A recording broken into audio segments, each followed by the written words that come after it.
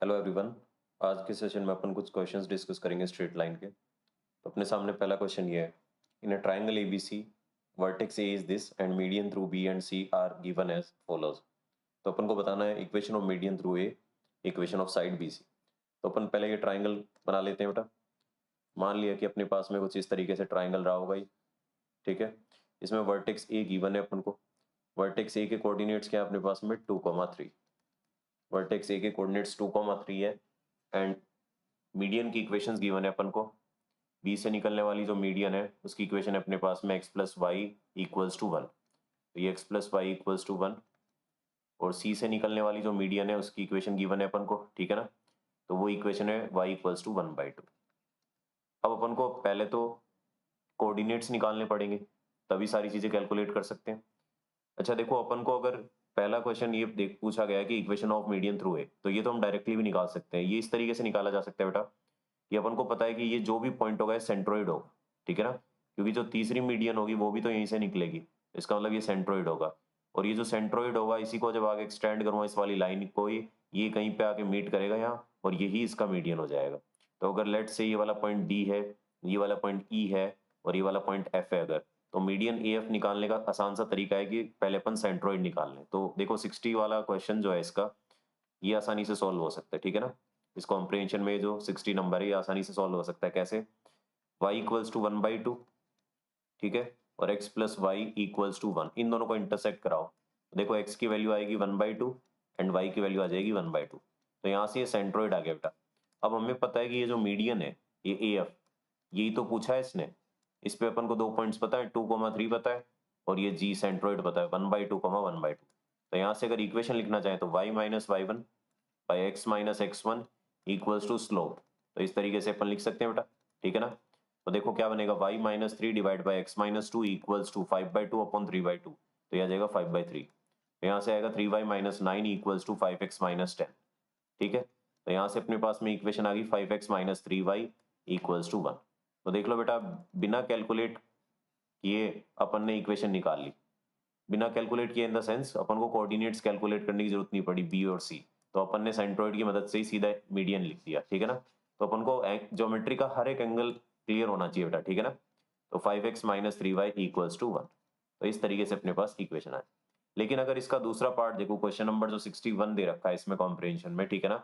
ये जो equation of side BC अगर ये निकालना है तो बेटा मेरे को कोऑर्डिनेट्स तो चाहिए यहाँ पे। तो कोऑर्डिनेट्स निकाल सकते हो, या फिर एक काम ये कर सकते हो कि तुम्हें एफ के कोऑर्डिनेट्स पता लग जाएंगे, क्योंकि ये रेशियो 2:1 होता है बेटा, ठीक है ना। इस तरीके से निकाल लो। एक कोऑर्डिनेट तो जरूर निकालना पड़ेगा। तो मैं क्या कर रहा हूँ, इस सी वाले को मान लिया अल्फा कोमा बीटा। तो एक बात बताओ, अगर ये अल्फा कोमा बीटा है तो ये जो मिड पॉइंट है ये क्या आएगा बेटा, ये वाला मिड पॉइंट अपन निकाल सकते हैं अल्फा प्लस 2/2, ठीक है, बीटा प्लस 3/2, इस तरीके से निकाल सकते हैं बेटा। अब ये जो पॉइंट है ये इस लाइन पे लाई करेगा, तो इस लाइन में रख दो बेटा। अगर इस लाइन में रखोगे तो क्या बनेगा, alpha plus 2/2 plus beta plus 3/2 equals to 1। तो यहां से देखो क्या रिलेशन आया, alpha plus beta is equals to -3। Alpha plus beta is -3, यहां से ही आ गया अपने पास में। अब देखो जैसे ये एक इक्वेशन आ गई अपने पास में, अब दूसरी इक्वेशन लाने के लिए अपन क्या कर सकते हैं, ये जो अल्फा कोमा बीटा है ना ये इस मीडियन पे भी तो लाई करेगा बेटा। तो इसकी इक्वेशन में रख दो, तो बीटा इक्वल्स टू 1/2। देख लो y बराबर 1/2 है, तो इसका मतलब बीटा बराबर 1/2 होगा। तो यहाँ से अपन कह सकते हैं कि अल्फा विल बी -7/2। तो अगर अल्फा -7/2 आ गया और बीटा 1/2 आ गया, तो इस तरीके से अपने पास में कोऑर्डिनेट्स आ गए। अब देखो, जिस तरीके से अपन ने ये वाले कोऑर्डिनेट्स निकाले, वैसे ही अपन बी वाले वर्टेक्स के कोऑर्डिनेट्स निकाल लेते। लेट्स से ये वाला पॉइंट पी कोमा क्यू है।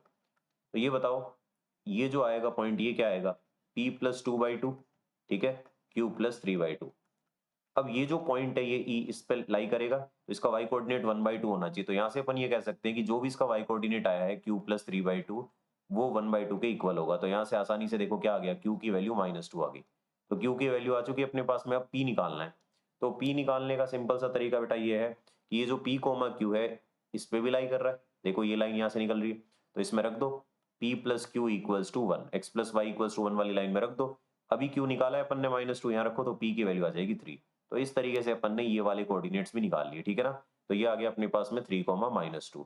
अब साइड बी सी की इक्वेशन लिखना आसान है, क्योंकि अल्फा कोमा बीटा पहले आ चुके थे। अल्फा बीटा क्या आए थे अपने पास में, -7/2, 1/2। अब 2 पॉइंट फॉर्म लगा दो, तो बीसी की जो इक्वेशन आएगी बेटा वो क्या बनेगी, y minus y one divide by x minus x one equals to slope. Slope आएगा -2 minus 1/2 divide by 3 minus minus plus 7/2। तो इस तरीके से आ जाएगा। अब इसको कैलकुलेट कर लेते हैं। तो ये आएगा y plus 2 divide by x minus 3 equals to, ये क्या आएगा -5/2 अपॉन ये हो जाएगा 13। तो -5/13, 2 से 2 कैंसिल हो गया। तो देखो इस तरीके के कुछ ऑप्शंस भी हैं अपने पास में। तो ये आएगा 13y plus 26 equals to -5x plus 15। ठीक है बेटा, ये आ जाएगा 13y प्लस 5x प्लस ये आ जाएगा अपने पास में 11 इक्वल्स टू 0। तो 13y plus 5x plus 11 equals to 0, देख सकते हो ऐसा ऑप्शन है अपने पास में। ठीक है बेटा, तो सिंपल इस तरीके के क्वेश्चन जेईई मेंस में आते हैं बेटा। थोड़ा बहुत कैलकुलेशन करवा लेता है और ये लाइंस का बेसिक आइडिया का यूज कराएगा और मिड पॉइंट का यूज कराएगा। तो इस तरीके से इस क्वेश्चन को सॉल्व करना। अब अगले क्वेश्चन पे आते हैं।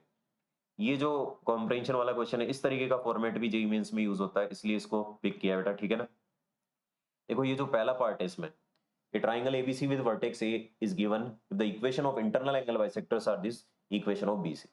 देखो इंटरनल एंगल बाइसेक्टर का कॉन्सेप्ट बहुत आता है काम में, क्योंकि बच्चे इसको भूल जाते हैं। तो ध्यान रखना, इंटरनल एंगल बाइसेक्टर का मतलब ये हो गया कि अगर अपन इस वर्टेक्स का इमेज लेंगे इसमें, तो दूसरे वाली साइड पे आ जाएगा। कहने का ये मतलब है, देखो अपने को ए अगर गिवन है 1,2 और लेट्स से इसका इंटरनल एंगल बाइसेक्टर ये है, तो अगर इसको मैं मिरर मान के, ठीक है, इस वाले ए पॉइंट की इमेज निकालूं, ठीक है, तो इस वाली साइड बीसी पे ही कहीं आएगा। वो डिपेंड करेगा, अगर आइसोसेलेस ट्राइंगल हो गया तो ये इस सी पॉइंट पे आ जाएगा, इक्विलेटरल हो गया, ठीक है ना। लेकिन फोर श्योर इतना तो है कि अगर इस लाइन की बात करूं ना, बीसी वाली लाइन को दोनों तरफ एक्सटेंड कर दिया तो आएगा तो इसी पे कहीं। ठीक है ना भाई, एंगल बाइसेक्टर का ये तो काम है, उसमें रिफ्लेक्शन लेंगे तो एग्जैक्टली जितना उधर की तरफ है इतना इधर आएगा। इसी तरीके से दूसरा एंगल बाइसेक्टर भी गिवन है, सी वाला एंगल बाइसेक्टर। देखो अब इसी तरीके से सी वाले एंगल बाइसेक्टर में अगर इसका इमेज लो बेटा, तो एग्जैक्टली ये कहीं यहाँ पे आएगा, इस वाली साइड पे। तो इस तरीके से अपन बीसी साइड की इक्वेशन बता पाएंगे। ठीक है ना, तो सबसे पहले अपन इमेज निकाल लेते हैं दोनों एंगल बाइसेक्टर्स में। एंगल बी के थ्रू जो निकलने वाला एंगल बाइसेक्टर है उसकी equation x minus y minus 1 equals to 0। C से निकलने वाला एंगल बाइसेक्टर है y plus 2x minus 9 equals to 0। तो इमेज निकालते हैं बेटा। लेट से ये जो इमेज आया पॉइंट P, यहाँ पे पॉइंट Q, तो पहले पॉइंट P निकाल रहा हूँ। तो इमेज आएगा x minus x1 by a, y minus y one by b equals to -2 times, इस पॉइंट को उठा के इस लाइन की इक्वेशन में रखो, divide by a square plus b square. इसी तरीके से इमेज कैलकुलेट करते हैं। तो x minus 1 by 1, y minus 2 by minus 1 equals to, ये 2 से 2 कैंसिल हो गया, और ये देखो क्या बन रहा है अपने पास में, माइनस माइनस प्लस, तो ये आ जाएगा 2। तो x equals to 3, y equals to 0। तो देख सकते हो बेटा इस तरीके से आ जाएगा 3,0। ठीक है, ये आ गया अपने पास में 3,0। अब आते हैं पॉइंट Q पे। पॉइंट Q क्या है, image of this point A in the internal angle bisector of C।